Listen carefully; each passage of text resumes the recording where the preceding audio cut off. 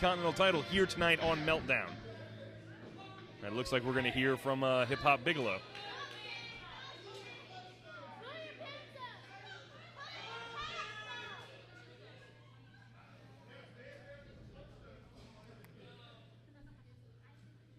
Yo. Hip Hop Bigelow, best of the beast of the Mid-Atlantic, yo. And I'm coming for that belt, bro. Come on, kid. I'm a real threat, so don't you laugh. Cause I'll crush and smash you with my axe. Bam, bam. This one shot. I'm yelling, yo-ho. It's the fourth quarter, and you're Tony Romo. Choking. Oh, now. Don't get ahead of yourself, kid. Get out of my way. I'll top you like a pimple. Cause I'll get 1001 at the temple.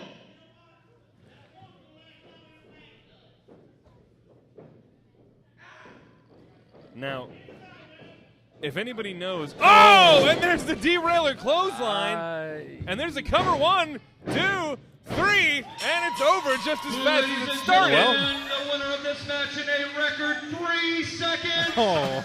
Still NWA Continental Heavyweight Champion, the Pain Train, Preston Quinn. Anybody who knows the Pain Train Preston Quinn knows he is quite the Cowboys fan. I share that with him personally, and let me tell you, even I want to hop up when he makes a comment like that about Romo, but you do not say that to the Continental Champion, because what just happened will happen to you, Jack. every time. The derailer clothesline, and lights out. I mean, Hip Hop Bigelow is staring at the lights, just gone. What a way to start off Meltdown. What a way to start off the Continental. Preston Quinn. What you see right here is a man that you are going to fear. What you see is a number one contender to the continental titles that you hold around your waist and in your hand. So that means only one thing, Preston Quinn. That means you owe us. You owe Executioner Sabbath, the Walking Death Sabbath. You owe him a title match with the continental title. Because that story for victory that you had at Shanghai Showdown for the Continental title is going to come to a horrifying end, courtesy of the Walking Death known as Sabbath. So what you got to say about that victory?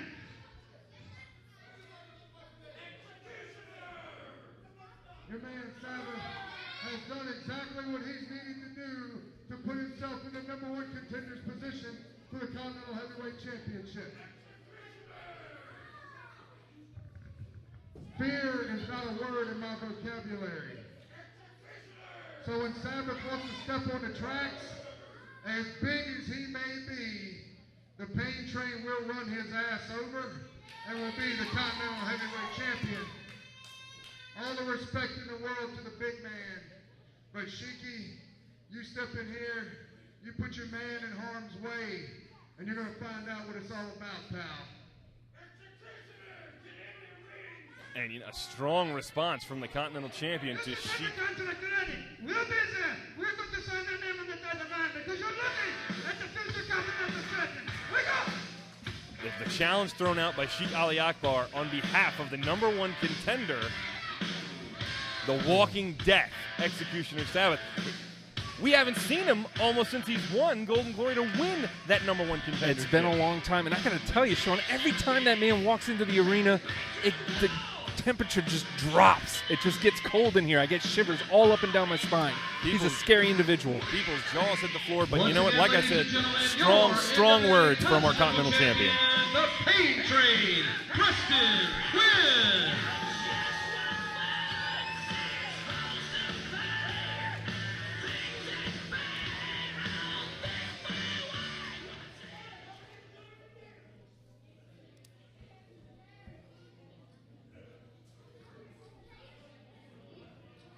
All right, ladies and gentlemen, how do you think of the way we open things up? And we're going to keep things rolling. And we want to remind you that we want you to check us out on Facebook. We have a page at NWA Fusion. Also, we want to make sure that you check us out on NWAfusion.com about all our upcoming shows because, as you've heard, the Pain Train Preston Quinn, for one, has a lot of title defenses lined up. He says he'll take on all comers. There are two that are right on the horizon. The Memphis Mofo Mark Figueroa still has his rematch yet to go. And, as you just heard, Executioner Sabbath, former Executioner, now a member of the Sheik's Army, is promising to take the title away because he won Ultimate Jeopardy here at Shanghai Showdown, and he earned himself the #1 contender spot. And right now, ladies and gentlemen, we're going to get this show rolling. Our second match is set for one fall, and your referee, Eric Bug.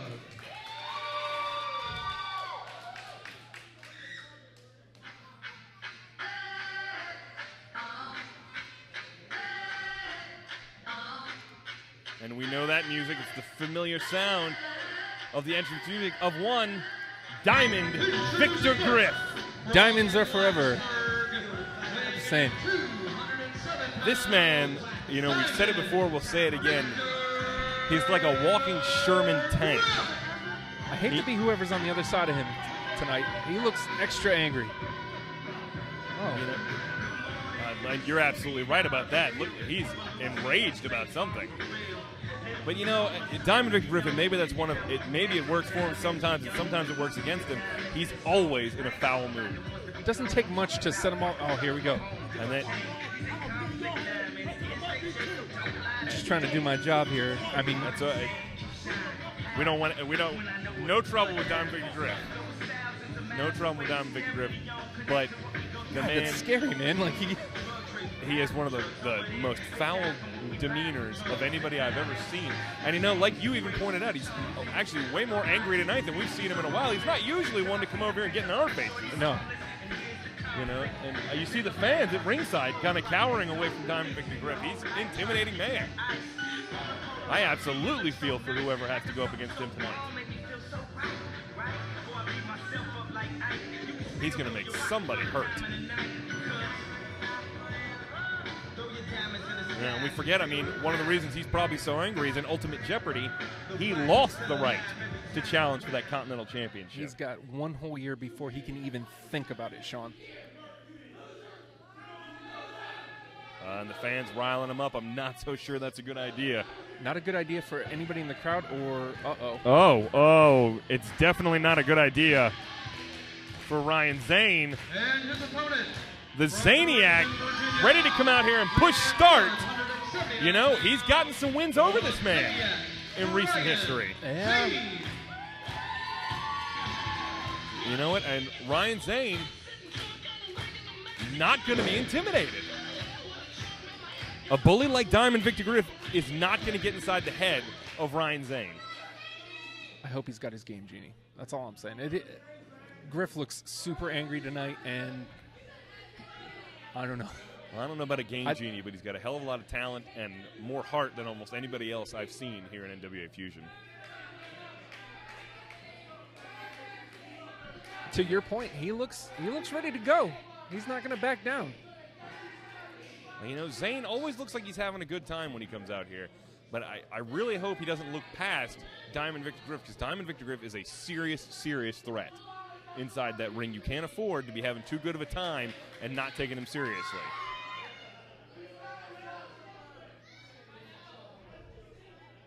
And there's the bell, and we're underway. Oh. Circling each other here in the ring. And Zane looking... Oh, okay. And Colin will tie up. Both men jockeying for position here, but Diamond Victor Griff, there we go. We said he's like a Sherman tank, all that power in that short stature, and he pushes him right back into the corner. Referee looking for a clean break here. And there's a cheap shot of course he's not by Diamond Victor Griff. You know, for a second it looked like Zane was going to try to match blows with Diamond Victor in the Griff. corner, Zane up and over. And then answering back with some kicks to the midsection. Springboard off the ropes, drop kick right to the stomach. Ryan Zane getting fired up early here. Headlock takedown. And this is exactly what he needs to do. Pick up the pace, stay right on top of the man. You can't afford even a single mistake. Rolls it into a cover. 1, 2. And Ryan Zane rolls it back over. He's got a lot of pressure on that side headlock. You're absolutely right. He needs to pick up that pace because he can't afford to, like you said, it looked like he might want to trade blows. But another roll up here. 1, 2, and a kick out. He does not want to trade hands with Diamond Victor Griff. There aren't many who can withstand that. I've watched Diamond Victor Griff trade blows with the Pain Train Preston Quinn. And there are a few men on this planet that hit as hard as him. Diamond Victor Griff back to a vertical base here, looking for a little separation. Drops down. Ryan Zane drops down again. Coming over and right into that spinning elbow. And Diamond Victor Griff, so good, so precise with that elbow. And Zane is hurting. You can see it all over his face. And now Diamond Victor Griff here has him in the ropes, choking him, using the ropes to his advantage, not caring at all about the referee's admonishment. Come on, ref, get him out of there. He's got 5 seconds. He doesn't seem to care at all about, rake in the back. Just clawing at the flesh of Ryan Zane's back. I hope he's leveled his armor skill up. I saw him casting something backstage. When a double axe handle just... Right now it looks like fall 1. Right into the back of Zane. A lot of just vicious blows from Griff, and he seems to be zeroing in on that back. Now, if Ryan Zane has a hard time standing up straight, he darn sure can't start flying. DVG, suplex, what a suplex. Right in the middle of the ring, goes for the cover. 1, 2, and Zane kicks out. And Zane having a real hard time creating any kind of a space. And now, right here, we've seen this so many times from Diamond Victor, right in the referee's face. He doesn't care at all about the fact that the referee could disqualify him for that. Zane's got to get away from him. Just take a breath. Now he's got him here in the corner. Oh, he's got his arms wrapped up in an open hand chop right to the chest. You could hear, and Ryan Zane answering back with a kick, but a double axe handle from Diamond Victor Griff. Drops him back down to one knee and cuts off any momentum he was looking for. Oh, no. And Diamond Victor Griff again here. Acting like he's going to give the fans what they want. One more chop, but answers with a very unfriendly gesture and then just puts the boots right to Ryan Zane's back again. Really doing a lot of damage to the back and maybe the kidneys of Ryan Zane. Every time he hits the mat like that, it's just going to echo through his whole back region. And there's cover 1, 2 after that neck breaker. And if you've noticed, Sean, he's moved up the back, up to the neck, and you know what that means. He's setting up for that cutter or that Diamondback deathlock. And got to respect the fight in Zane. Dragging him right back into the ring here, and then just those vicious crosses there. Oh, and now we've seen this before.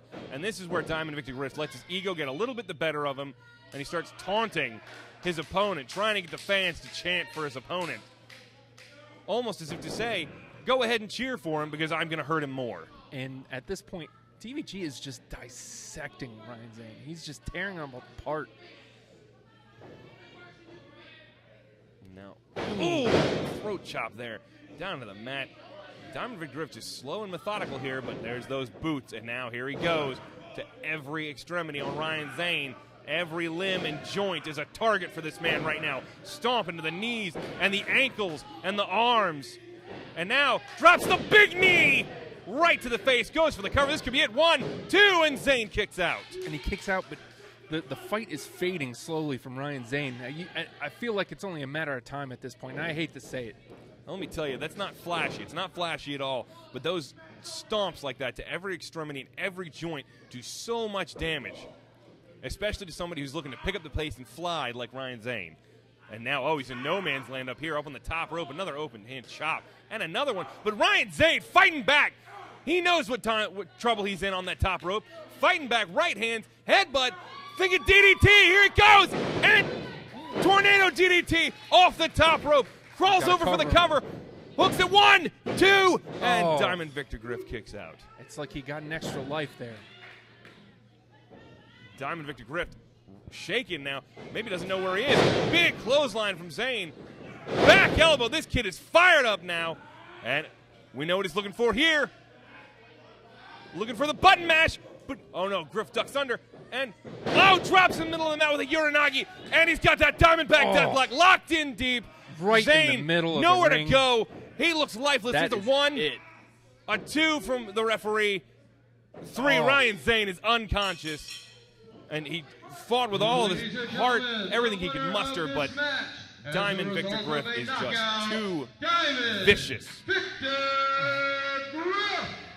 You know, aside from an early fury from Ryan Zayn, that match was all Diamond Victor Griff.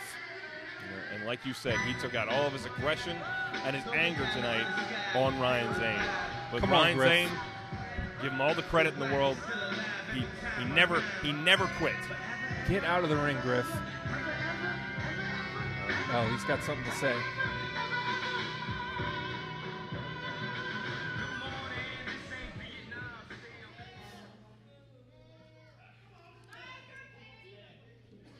time I come to this stinking city, you people chant Burger King. That's because you guys can't get on with your lives. That was 2 years ago. But here lately, you've been chanting losers. Now it's a fact that I got beat by Sabbath in the Ultimate Jeopardy match, and I can't receive a title shot for 1 whole year. But see, the fact is, that's my fault. That's my fault. I'll take the blame for it because for far too long I was more concerned about beating people up, leaving people lame, hurting people, leaving victims in this ring. I was more important than inflicting punishment and pain than getting my hand raised in this ring like I should be. Well, I'm going to tell you like this. I will win Gold and Glory 2014. I will main event Shanghai Showdown 2014. I will be Continental Champion. And I promise you, I guarantee all you backwoods hillbillies that I will not lose a match until then. I'll wrestle you till I beat you too, old man. Get ready, because everything that comes in this ring, I'm going to choke out and watch them die. Wow. Strong words from Diamond Victor Griff. I think wow is exactly the way to put it. Those words were full of both determination and venom at the same time. Diamond Victor Griff, owning up to the fact that he lost at Ultimate Jeopardy, but saying that he will win Golden Glory 2014, and he will main event Shanghai Showdown 2014, and he will become Continental Champion. Even going so far as to saying he will not lose until Shanghai Showdown 8 next year. Well, he started things out right tonight.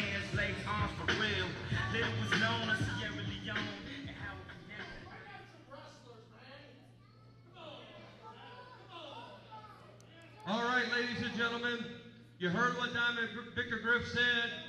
He said he's going to win every match for an entire year, all the way to Shanghai Showdown next year. And he's going to have plenty of them. If he wants a challenge, I guarantee you we'll give it to him. Ladies and gentlemen, we're going to move right on with our next match. Your referee, Todd Myers.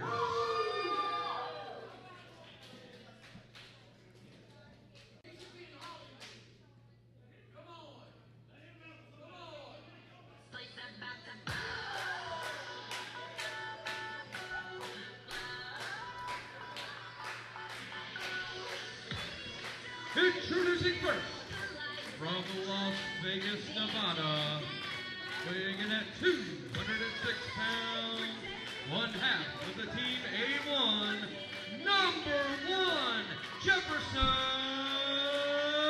Early.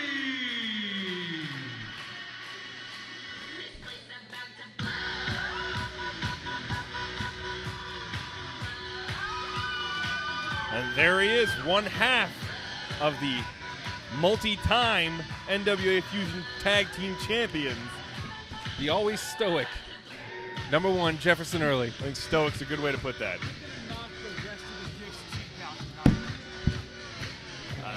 Quite a quote there. Quite a quote. He says he's going to knock the rest of the Gift's teeth out tonight.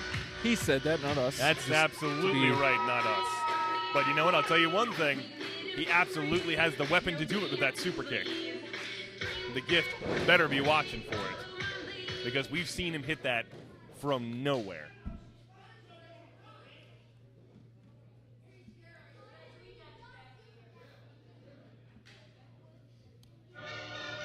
Jefferson Early, seems to have developed, more so of a mean streak since losing at Night of the Iron Man. I was just thinking to myself, not only the mean streak, but he's always been, I refer to him as always stoic, but he's always pensive. He's always in his head. But look at how zeroed in, how focused he is. Absolutely. So focused, so ready to go. And there's a favorite here at NWA Fusion, the Gift. The fans love this young man. High flying, high energy, always fun to watch. A bit of a winning streak himself. Of course, we saw him last month at the Mattapanai Festival. Easy for me to say, getting a big victory over Ryan Zane. A very hard-fought victory, both men. And you see the speed right there. This man, very fired up. And of course, little history here between the two of them. Their tag teams squared off many times. A1 and New Bloods had a very heated rivalry. And you got to believe that Jeff Early looking to maintain in his mind that they're better than the New Bloods. Go behind there by Jeff Early, start the match. Taking him down. Was right over into a front headlock. And there you go. Reversal there by the Gift, but Jeff Early sliding out of that and heading over to the ropes. And we make mention, especially when the Gift gets in the ring, like he's going to want to pick up the pace. But I noticed the last couple times we've seen him, he's been working a little bit slower. Oh, and the Gift there going for an arm wrench. Answered with an elbow from Jefferson Early, and now Jeff Early has got that. He's wrenching that arm now, but then the Gift showing off that quickness again and applying the pressure back on Jeff Early. And almost a version of an arm breaker there. Of course, I'm sorry. Go right ahead. He was dragging him right back in the middle of the ring, just making sure we're calling it right. And just dropping both knees right there on the arm of Jefferson Early. My point being, just he's rounded out his game some. And now he's got it hammer locked up behind him. And Jeff Early looking to get him off of him and backs him into the ropes. Smart move by Jefferson Early. And cheap shot there with the back elbow to the gut. And then a European uppercut by Jeff Early. Jeff Early not afraid to take shortcuts. And he's one of the best at realizing where he can find them. Off the ropes. Catches him. Oh! Swung him over. Just dropped him almost like a kind of a German suplex sort of maneuver. It just drops him right on the back of his neck, and it goes right into a front headlock.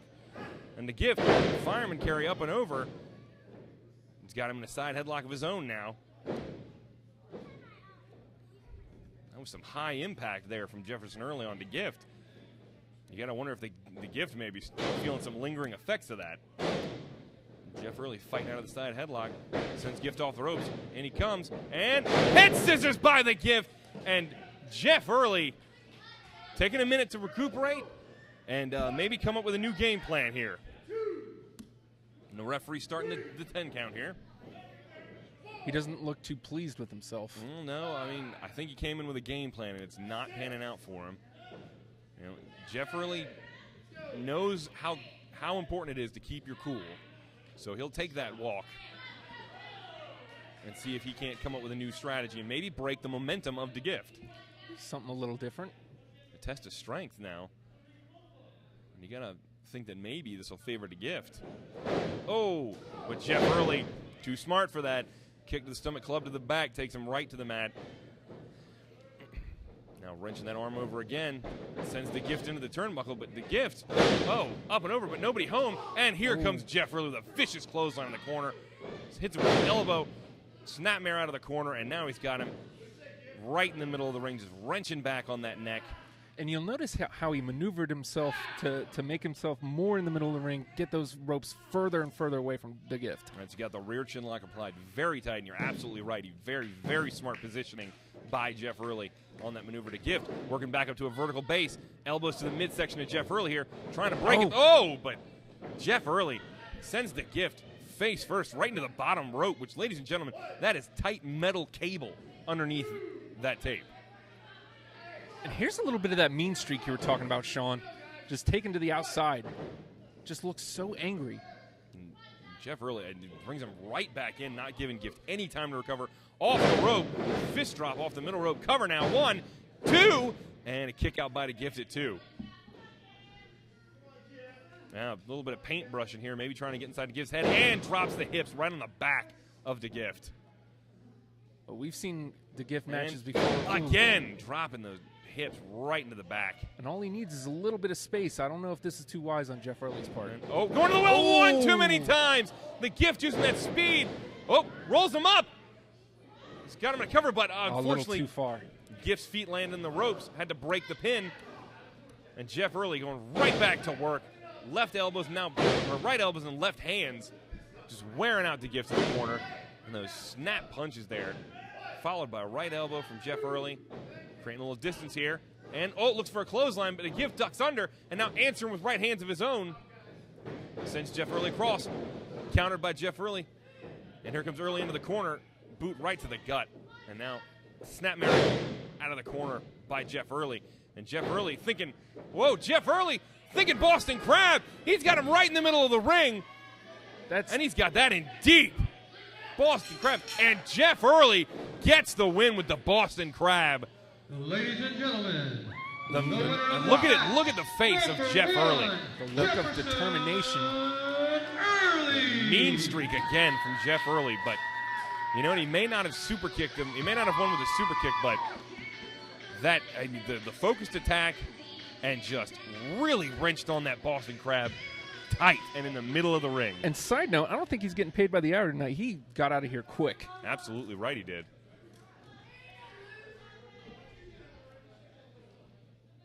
And then the Gift, absolutely no shame there. You got to know when to come back and fight another day. There's a lot of pressure being applied to that back, and he had nowhere to go. He was right in the middle of the ring. Jefferson Early had the leverage, he had the position, everything. There was just simply nowhere for the Gift to go.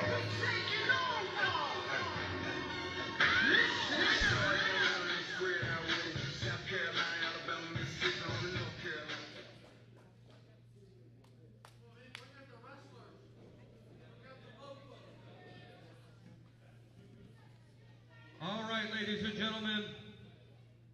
Again, we want you to keep up with us on Facebook and on our website, nwafusion.com. A lot coming up we want to make sure you know about, including next month in Gloucester at the Moose Lodge, July 13th. You definitely want to be there. Your own, Gloucester's own, Pain Train Preston Quinn will be defending the title against a man we've seen here before, Brutal Bob Emmons. And now, ladies and gentlemen, we're going to get going with our next match. Your referee, Todd Myers.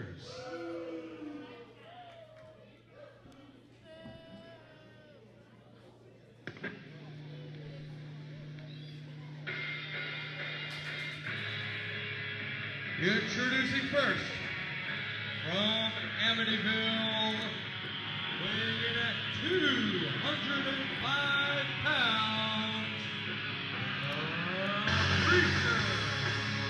John Adams. And again, one of the most intimidating people you're ever going to see in probably a wrestling ring. Maybe one of the most intimidating people you'll see inside of a mental institution. John Cannon from the Society of Ventura. The dude carries around a chainsaw, Sean. I don't know how much more I can say about that. He packs a chainsaw. What? A chainsaw. What? And I mean, look at the man. He comes out already covered in blood. And I'm not even sure if it's his.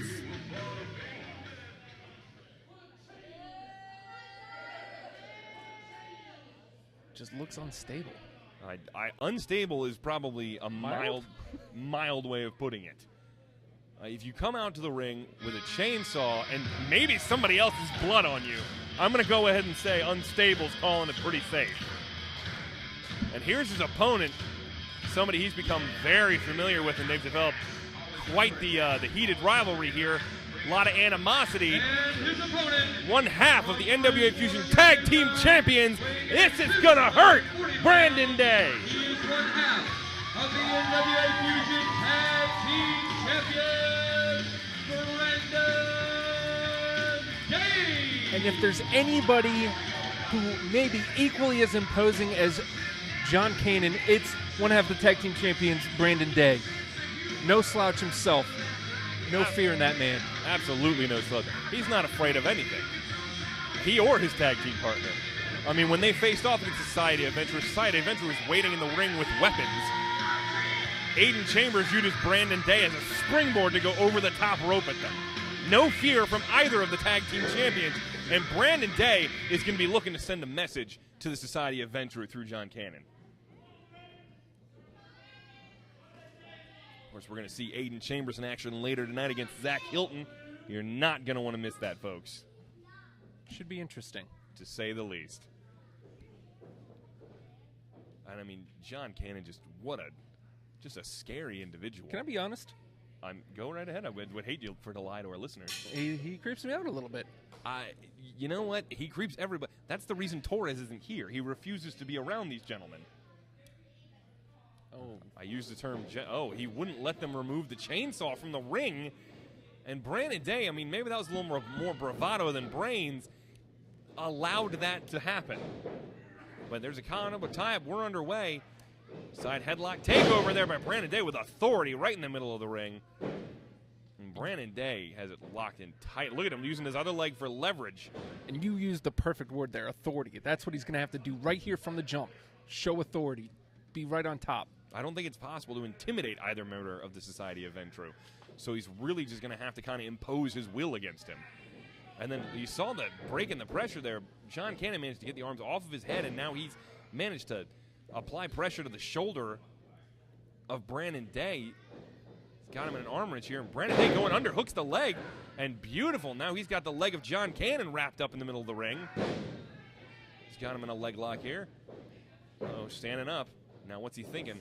And now he goes back to the arm of John Cannon. He's got him by the hand, grasped him by his hand, and now he's ramming that shoulder right into John Cannon's shoulder. Whoa, takes him over the big arm drag and goes right back to work, applying pressure to the shoulder. These two started out very scientific. And you'll notice a brilliant move by Brandon Day to get that arm. He stepped right on it to make sure Cannon couldn't get up. Absolutely right. Absolutely right. And Brandon Day, like as you said before, no slouch. This man knows what he's doing. John Cannon, no slouch either. And if he can't out-wrestle you, I tell you what, he'll out-brawl you. There he goes off the ropes. Brandon Day ducked under. Oh, John Cannon turned around right into a clothesline. Brandon Day gets him up off the mat. Snapmare off the ropes. You've seen this before. Low clothesline by Brandon Day. John Cannon flipped over and sent under the bottom rope, just laying on the apron. He was that close to just falling right from the ring. Brandon Day, I mean, there was force behind that. John Cannon, not a little person. No. He's got it. Bringing Cannon up on the apron now. He's got him hooked. Looks like he's thinking of suplexing him back in the ring, bringing him in the hard way. Lifts him up, but no. John Cannon blocks it. And John Cannon, again, using that foot on the bottom rope to keep himself from going over. Oh! Oh, hot shot right across the top rope, and Brandon Day's neck snaps right off of that top rope. And now he all the way to the other side of the ring on the outside of the apron. And, oh, again, John Cannon dropping the neck right across the top rope, and Brandon Day falling to the outside right against the metal guard railing. There's no padding on any of this, ladies and gentlemen, out here. Now, he's got his thumb in the eye of Brandon Day on the outside. Just a knee followed up by huge right hands to the midsection of Brandon Day. He's gasping for breath already. Oh, bounces the head right off of the steel steps. He's already gasping for air.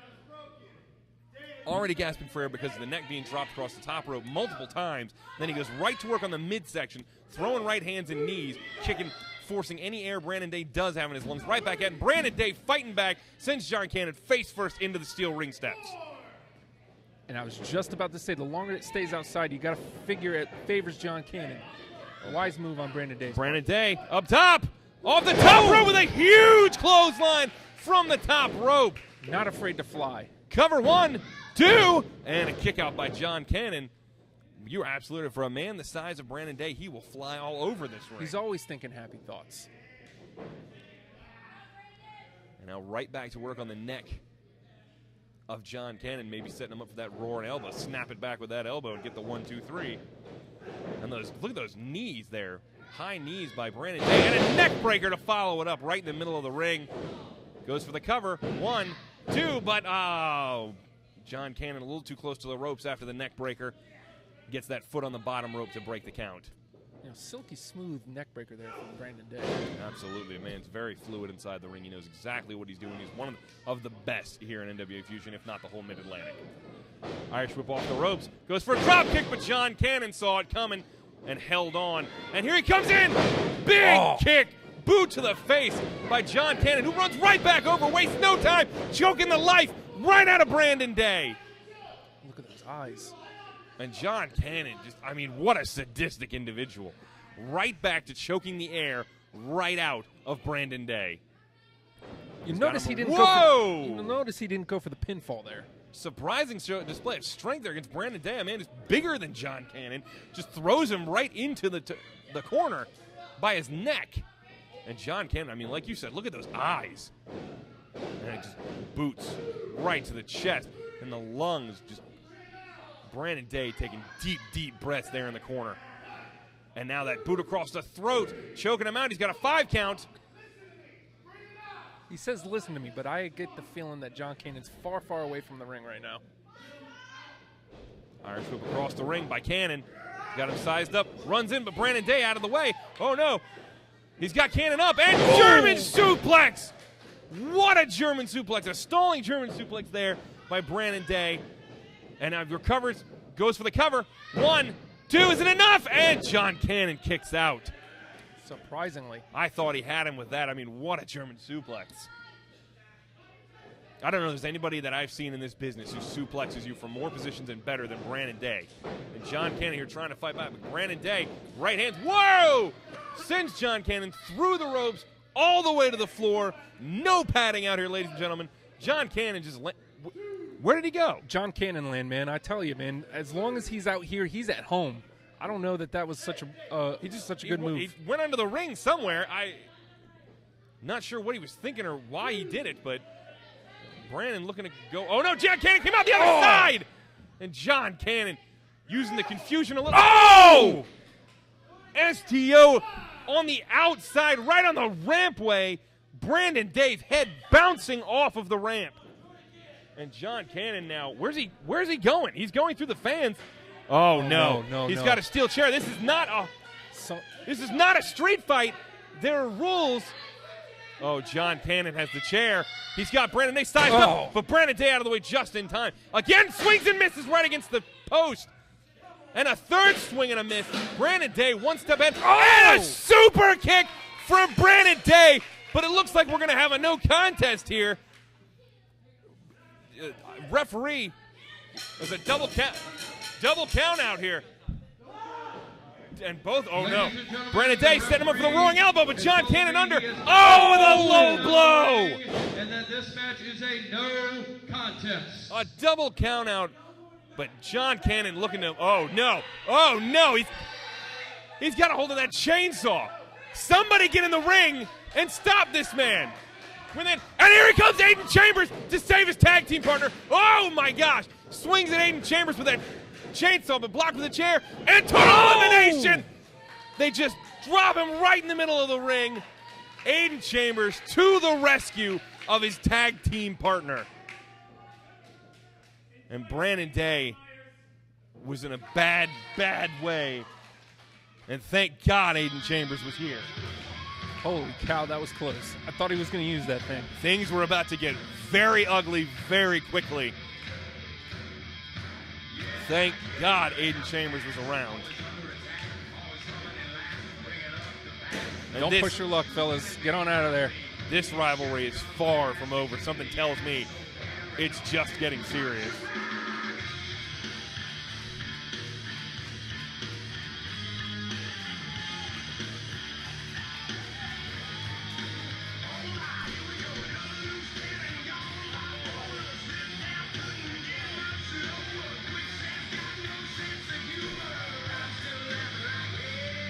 John Cannon laughing, Sean? You know, he's laying in the ring, battered and bruised, left lying by. Oh no! Whoa! By Braden. Oh, and then he goes chasing after them with the. He just ran to the back to chase them down with a chainsaw. What's. Well, ladies and gentlemen, nobody's safe with while we Society try of to Ventura contain around. the insane man with power tools, we're going to take a short intermission. We want to make sure you buy some stuff. We've got concessions. We've also got many merchandise tables, including the Spencer Chestnut Life Improvement Foundation table. And